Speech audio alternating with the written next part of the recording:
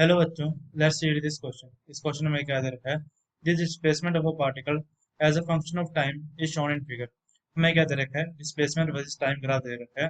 It indicates that हमारा जो graph है किस चीज को रिप्रेजेंट कर रहा है। हमारी इन A B C D option में से हमारी कौन सी ऑप्शन करेक्ट है? तो सबसे पहले इस क्वेश्चन का हम की कंसेप्ट चेक कर लेते हैं। हमारा की कंसेप्ट क्या है?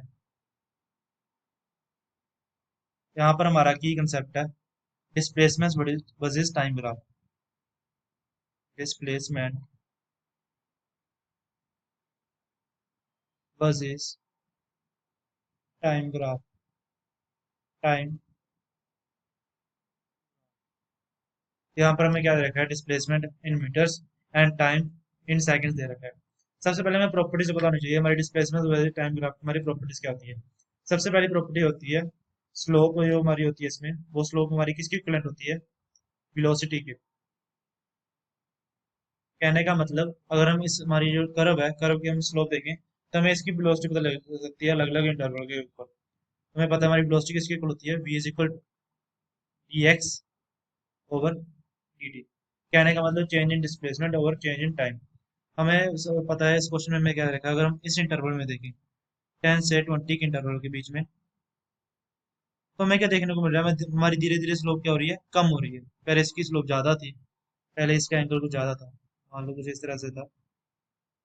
ये एंगल मान लो थीटा यहाँ पर कट कर रहा होगा, इसको हम थीटा वन मान लेते हैं। और यहाँ पर हमारा एंगल क्या हो जाएगा? जैसे थीटा टू हो गया। हमें क्या देखने को मिल रहा है? हमारा थीटा टू स्मॉल है थीटा वन से। कहने का मतलब क्या है? इसकी स्लोप डिक्रीज हो रही है। स्लोप डिक्रीज होने का मतलब क्या है? हमारी वेलोसिटी डिक्रीज कर रही है। Velocity decreasing.